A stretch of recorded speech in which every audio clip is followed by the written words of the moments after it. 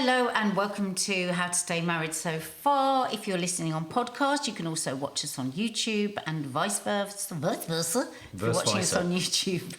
I described bipolar the other day as Bo Piler. I thought it sounded really nice. It sounded like jazz saxophonist, doesn't it? Are you going to start renaming your mental conditions? Yeah, I suffer from Bo Piler stage 5. He does actually have bipolar, in case anyone thinks he's I have taking the piddle. I have Bo Piler. In a minute we're going to say something that's normal. How to stay married. Yes, sorry, for a minute I wondered where on earth we were and what we were doing. So we are discussing, I guess we're kind of discussing therapy speak.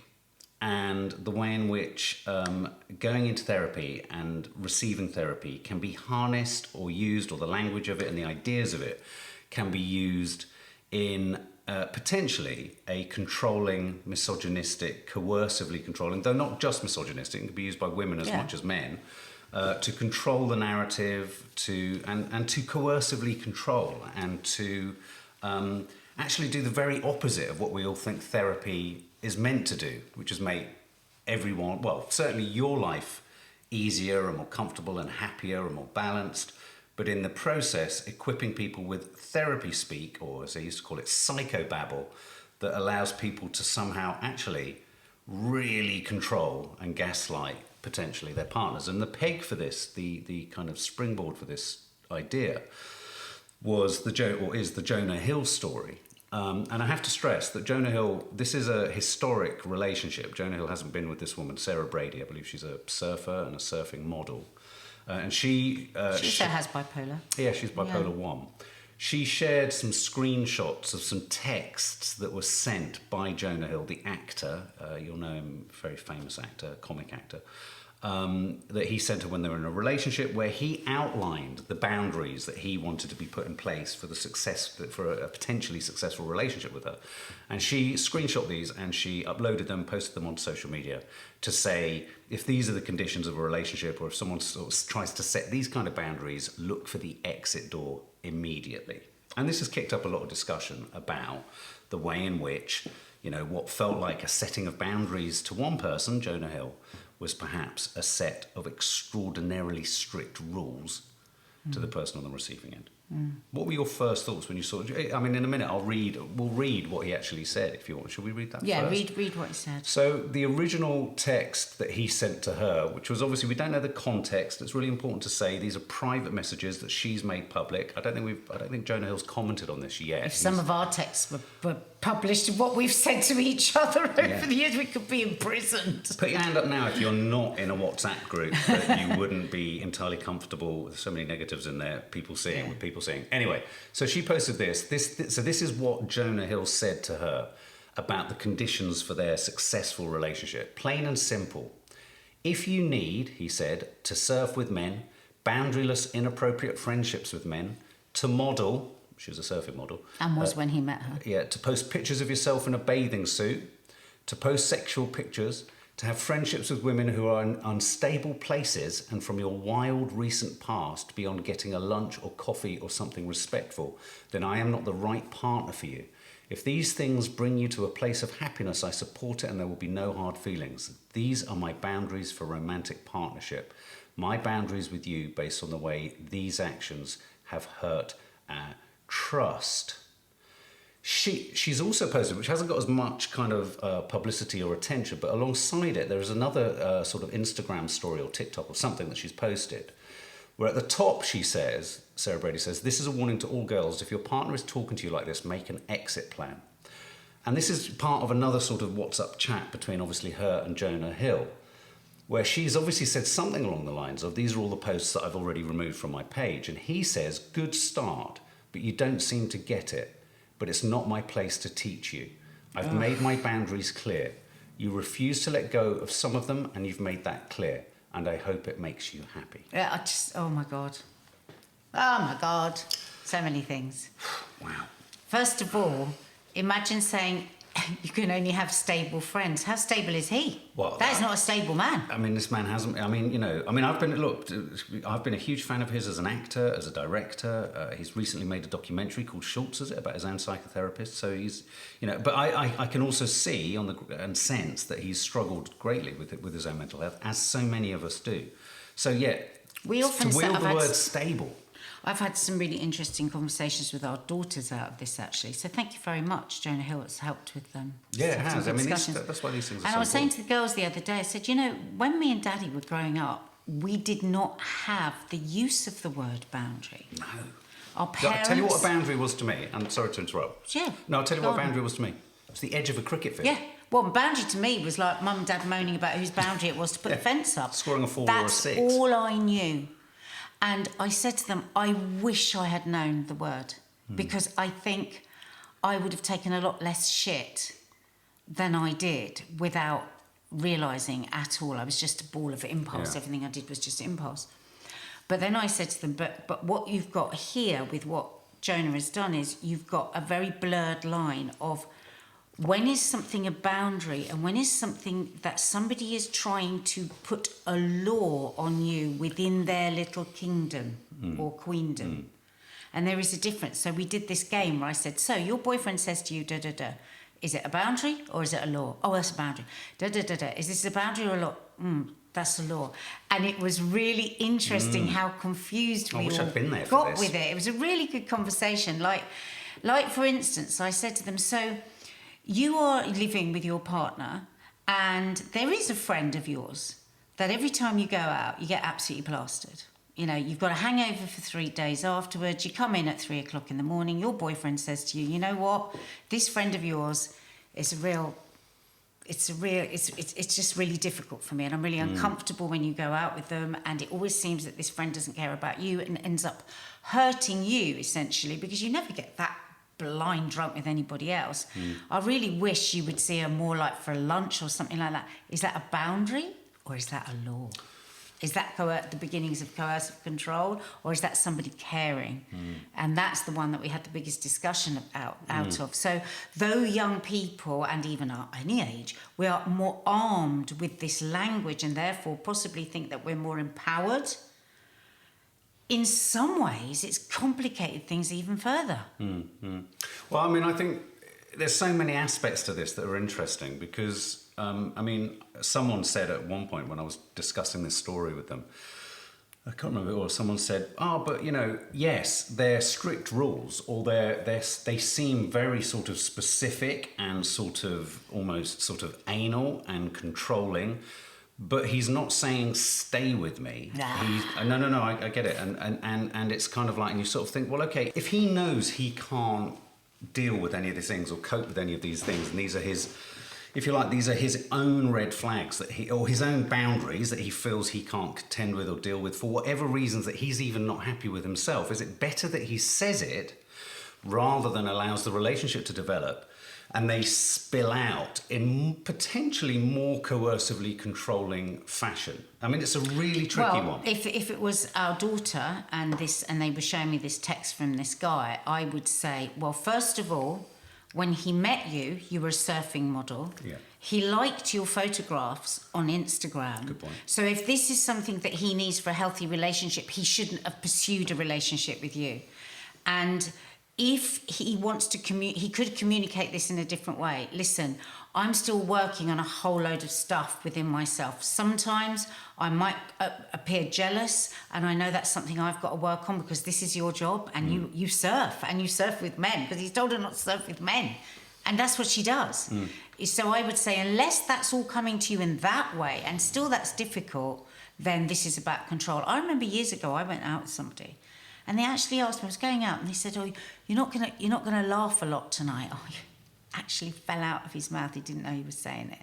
Because, wow, okay, so anyone that knows me knows I laugh a lot. So when you met me and you liked me, I was laughing a lot. At first date, she laughed at me for half an hour. Now you don't want anyone else to see me laughing. So, also, there is always a power balance in a relationship. There's always somebody that they know that they have a bit more power, or the other person likes them a bit more. You know, in early relationships, there's always that. So he's Jonah Hill, the big movie star. She's obviously enamoured with him, and he says, no, it's fine. It's absolutely fine. There'll be no hard feelings. We just don't have to continue the relationship. You know, if these are the things that you can't do, then that's fine, and we'll be friends, and that's okay. Bullshit. You know that girl is probably going to say, oh, okay, which she does. We She's see other obviously made, texts. she's obviously made some, because what you feel from the second text is she's obviously made some steps towards him, saying these are the photos I've taken down, and he says that's great first step. That's the bit where it all starts to become really, I mean, it's a really valid point. It's that idea of you're drawn to someone for one reason, and then you want to change the reasons that you were drawn to them, and you know, it's like, don't be what you were when I fell in love with you. That's what I always warn the girls about. If you start to hear somebody saying something that you know that is like a green flag about you, and they start questioning that. Well, the word always talk to your friends and your family to get another perspective, because it's when you get into the echo chamber of another person just telling you something the whole time that things go tits up. I mean, it's interesting, this idea of, you know, your other friends being unstable. I mean, that made me literally roar with laughter, and I'm saying this as a lover of women and a father of daughters and you know, what woman... Of humans. What woman or man isn't or hasn't been unstable? And pretty much, you know, that's what makes women interesting, if you want to even just genderify it for a moment, is how unstable. Yeah, but say that I had a friend that, you know, every time goes, oh, come on, oh, don't be stupid, have another bottle of wine, what's wrong with you? And then I fall in at 3 o'clock in the morning.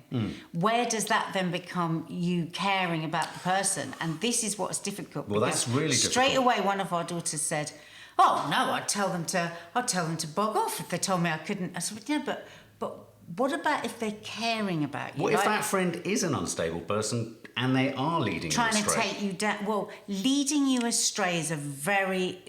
one should never say that. But it's very contagious. but leading astray from your own moral compass. Because there Who doesn't care, I can think of, and this isn't a gender thing, I can think of countless male friends of mine, and when I look back, their sole intention was to lead me off the grid, and to lead me to all sorts of places that I wouldn't have normally gone in, and I was easily persuaded and easily lured and all this kind of stuff. So, if a partner had said to me, and it's interesting how sometimes, and I wonder if this is a sort of gender-specific thing too, you know, if you meet a woman, and I'm talking as a man, as a single man back in the day, and there would be that thing of, I'd always be led astray, but the point is, you lead yourself astray. No one else is responsible for this. You're making the choices, so don't make any sort of, you know, don't be confused about that. But I do remember having a girlfriend in the past who said, you know, I really don't think they're good for you, and I really don't think they've got your best interests at heart. And I do remember also the issues in that relationship pivoted around my sense that she was quite controlling. And again, you know, where she was right, how that was expressed in a text could be very it could be very easy to read that text as a controlling text. And just a little additional detail of what was weird about this story when it broke. I was doing numerous Zoom chats with, bizarrely, a number of male potential actors that I'm working with about a project which is about coercive control in the form of texts. And it pivots around a woman going out with a friend that the partner believes takes her off too much. And all of these men, which I was really surprised by, really paused in all of the actors. All of these men paused in their discussions, and I thought they were incredibly honest. I mean, obviously they wanted to do the gig, but they all admitted that if they were to have gone into their phone message history and looked at all of their correspondences with a microscope between them and their loved ones, who they love very much, any number of things they've said, but also their partners have said, could be read as controlling. Because what's interesting is, where's that balancing act? Of caring. Between care and investment. You're invested in a loyalty. Because imagine if take it from another side, imagine if Jonah Hill... Yes, he was attracted to her and the fact that she was a surfer and all of this, but then through time, he's seen that actually this can be very negative for her. What if, she says she has bipolar 1. What if, I've got no idea, I'm just making this narrative up. She's got a group of friends that always encourage her to drink or something which isn't good. You know, there's always two sides to the story, isn't there? So it is difficult, but I think what's interesting, we often talk about young people and about how difficult it is for them, because people, you know, kids will say stuff on social media that they wouldn't say if they they had the person in front of them. They say on text, they say on Snapchat. They say, I don't think it's just kids. I think it's adults as well. I think that we've all got to a place where we say things through, and you were saying even your actors were saying this, weren't they? That actually they do tend to communicate with anything that's tricky or difficult. They tend to do it more on text they've than had they the do. most personal conversations these days through text. People seem to go through SMS, texting, social media communication has changed. Put a bit of numbness, a desensitisation between us and the person. So there's also that whole area of what goes on, I think. But one of the things that I think is really interesting about this, so you've got that whole sort of, is the word boundaries, we've talked about that, but boundaries as a concept, the idea, and I think this is a real problem, this isn't just confined necessarily to romantic relationships, though it's an obvious kind of battleground for it, if you like, is where therapy speak or therapeutic ideas or being in therapy can actually destroy a relationship as much as theoretically make a relationship. Because what can happen, and what you felt or what I feel in those texts, is a certain aspect of kind of superiority in the way in which he's used the term boundaries and what have you. But if you think about what happens in a therapy session, speak. you're paying someone to agree with you. Well, to a large degree, the person will say, I'm not interested in anybody else, I'm just interested in you, which is what everybody wants to hear from a therapist. Well, this is something that I'm really intrigued by, because, obviously I've kind of moved into the foothills a little bit of kind of, therapy training and counselling. I've always talked about what I think are the benefits of group counselling in a non-paid for environment. As soon as you have the financial incentive and you have a client scenario, what's really odd, if I begin to really interrogate what actually a therapeutic scenario is or situation runs the risk of being, I'm not saying it always is, it becomes an inherently narcissistic thing, where you're paying someone to, even if they're trying to challenge and nudge you around things, validate you. By and large, they're there for you. They're not there for someone else necessarily, unless you're going as a couples counsellor or what have you. But they're there for you, and it's a relationship. And insofar as all relationships can be manipulated and managed and controlled, the problem with the therapeutic scenario sometimes is it's so hard to scientifically and literally define where what you're saying to your therapist is part of your problem, how you're presenting the truth is part of the problem. They have to go, by and large, at some point, on trust that what you're saying is true. And I can think of countless situations where phrases like these come up. My trauma is such, and this has been validated by my therapist. And that's not, my line on trauma and humans is, everyone has had trauma. Yeah. It's relative. You could have grown up in what looks to most people, the optics to most people, is the most sort of meaningful, safest, benign environment. What's wrong with you? You've had a good childhood, yeah. Just, that's the wrong judgment. But it's not wrong for that person to have had trauma. No. Everyone has, relative to themselves, trauma. And I almost feel like the nature of being a human being is that you do. You're allowed to hit that point of trauma. My truth is another one. My truth, if I hear my truth once more, I feel like saying, yeah, but it's not the truth. My truth is important for you, perhaps when you're dealing with your therapist, but when you bring it to a relationship, you have to be engaging in an our truth, because our truth is something very different. I think the problem is people use my truth now instead of saying from my perspective. Yeah, but there's a big difference in that, and the problem is, as soon as you say truth, you're excluding somebody else. Absolutely. Whereas if you say, listen, from where you stand, that's how it feels. From where I stand, it feels like this. From my perspective, why did we lose them? From my perspective, from my standpoint, from my position. It's just truth. The word but this truth is the kind of, has that's just my become point. a This is problem. the kind of language that I think therapy, unfortunately, people can harness this language, and then suddenly it becomes used in a really, really nasty way, I think, potentially in relationships. And there's I found this really interesting piece on the NBC News website. A therapist says here, whenever we use jargon in ordinary conversations, we're shifting the power dynamic, whether we intend to or not. This is a health educator and therapist who says this.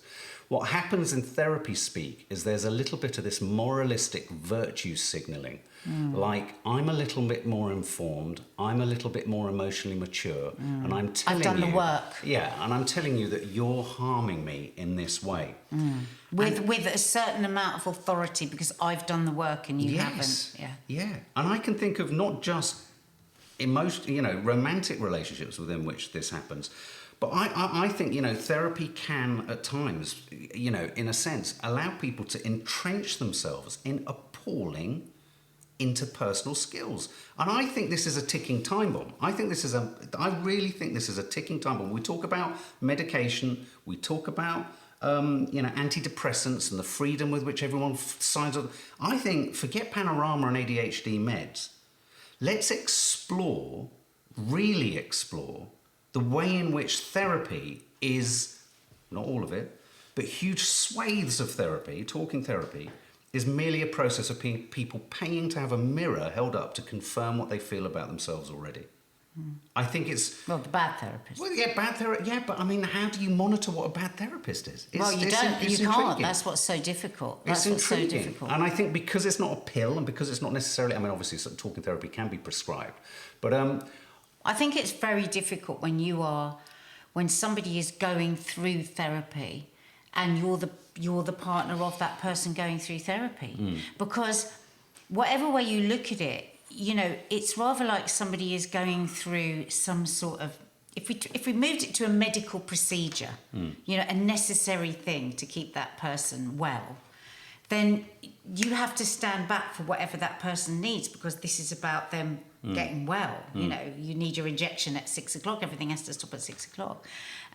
But it's much more clear. But with therapy, it's so difficult because it's like... if you use us as an example, or even when our kids have been having therapy, or for you when I've been having therapy, it's like you've got, it's like, for instance, with you, to use you as an example, always a couple of days before you're going to therapy, you start saying, oh, I really don't want to go. I really don't want to go. I just don't want to go. And and it's like a build. It's like it started and now it's building and we're going, and like you just have to wait to see what happens. And then you go, and then you come back, and then like you'll give little bits of it. You say, oh, it was very this or it was very that. But you don't know whether, is that because you want to talk about it? And I always say to you, don't I, I'm here if you want to talk about it. And so you're just like, it is this eggshell situation because you're wanting to give that person the space to feel what they're feeling. And yet, it's like we were saying the other day, marriage disallows people to have their space because, like, if you're in a mood and you live on your own, nobody knows. But you've always got to be answering to somebody else. So, for instance, the other day you woke up and you were really down. So then I tried to sort of cheer you out of it. Realised that probably wasn't where you were. So I'm trying to work out, where are you? Is this a place where you just want to be quiet? Is this a whatever? Is this whatever? And then later on you said to me, it was nothing and I'm fine. And I said to you, didn't I? I said, but it wasn't nothing to me. It was small to you. But for me, it sat right in the middle of my whole morning. Because it was just like this beating thing, but I couldn't do anything with it because it was your beating thing. And the person that's in the therapy is going through all the thoughts, working out what's been stirred up. And you can see that, but it's like, you've got to just walk all around it. So that, again, is like, where's the boundaries of that? What's okay? Where does that... How long does that person get to have just all that space to just be and to just think? It's incredibly complex. Like all that space makes it sound like... I mean... No, I'm not talking necessarily about you. I'm saying about anybody. I think therapy has to come with a health warning. Yeah, there are side effects. Because I think what often will happen is, and I'm so glad you're doing this therapy, and for me it sounds like she's a great person, but I know something about therapy, and you've been through rehab, and we've done. So I don't. When you started the therapy, I wasn't thinking, oh, this is great. Mark's going to be sent off, and Mark's going to come back a happier person. No, happier. It doesn't work like that. It's if you're yearning for somebody you love to go to therapy, it is a process for everybody in the house, because shit doesn't get sorted just by being packaged away. Shit gets sorted by everything being thrown up in the air. Oh, and also doing the work on your own. I mean, I think one of the interesting things about the Jonah Hill story that really kind of resonates for me, and this comes out of conversations I've had with the girls. Nadia has the most sort of deep and meaningful conversations with the girls about, being a girl, being a young woman, relationships, all that sort of stuff. But I do like to come in on those conversations every now and then as the bloke and as having been a boy and you know, a male perspective and my take on things. And sometimes I notice that girls really like to have quite a clear, sort of robust, sort of, you know, almost sort of, you know, unconditional stance on things sometimes. Yeah, even but if they those... don't, even if they don't want to hear them. But one of the things I do want to flag up, which I think is a real cause for concern, and this therapist that the NBC article was talking to really flags this up, and it's important, is something that in a conversation I was having with one of my girls not that long ago, is the way in which therapeutic speak and mental health issues have become threaded into control speak and misogyny amongst younger kids and younger generations. And it's happened in a way that they're not even necessarily aware that it's happened. And this language they've picked up, isn't it? Can you pass me that water? And this quote here really sort of talks about it. It says here, although many millennial men have gone to therapy, or younger men have gone to therapy, they still operate with many of the systemic iniquities of the patriarchy embedded into their way of thinking. So they still have male advantage. We're still in a patriarchal, they're in a stronger position, which could be why they use therapy speak unwittingly, possibly, but not always unwittingly, as a manipulation tactic. And I actually think that we are in a very dangerous place where therapy and mental health can be used to justify everything. Too many slogans. It's just one line, you know. Well, I can't think of any now, but you'll see them. You know, these things that you can buy and put up on the wall. And it's like, what's underneath that? What was the genesis of that? Yeah, no, but it's really tricky for young women. But young boys and girls, both of them, both sides. they use it. They use this and they don't, like you say, they don't really know what they're doing. And our girls will say to us, oh my God, they think that we're living in one of the most misogynistic times. Yeah. It's just that it's wrapped up in a different way. It's wrapped up in weakness. It's gift wrapped. It's wrapped up in weakness. It's gift wrapped. It's gift wrapped with slogans. Well, and again, going back to these conversations I was having, really interesting about casting for an actor who's conducting themselves in coercive control, and all these actors wanting to have a compassion for their character that they're playing, is this idea of where's it coming from? It's about control, it's about fear, it's about what's the permitted way to enact this control in today's society. It's about, you know, and I would go so far as to say that there is a total awareness. I'm only talking from the male perspective towards girls, because of course I'm a father to daughters, but it's that idea of, in weakness, strength can be found and control can be found. And I think that is important because it's an aspect, an element of addiction. We've been through all of this, the way in which the addict, who's the victim, if you like, who's the one who's going through the person going through the addiction or the illness, in the end controls everyone around them through their illness. And you know, I think we are in a really tricky place where it's really hard to know how to navigate. Even in a married relationship, we're very articulate in all of this kind of stuff. We're even on the level of, that's why this story really resonated for us, because we're on that topic of, okay, well, we are very therapeutic in our approach. We're very sympathetic to people who want to improve themselves or feel better about themselves or do work. I mean, I think one of the things that we forget is a lot of therapy isn't just about going somewhere and being told, yeah, you're right. That's what it's about, doing work. And so that's why I had a little blanching moment there is, yes, when you come out of therapy, you're not just sitting there in a brown study kind of going, oh, and it's exuding. You're actually thinking, how can I change? How can I shift? Things in you are shifting, things in you are changing. And it's very hard to know what of that is authentic process and what of that is actually presenting to the world in a potentially controlling way. And in this instance, I think it's pretty clear in a text like that it's pretty obvious. I mean, I'm almost staggered.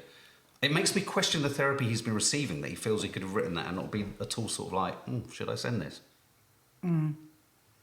Well, really? Does that surprise you? No, because it's so overtly controlling. Well, I know, but as we say it doesn't.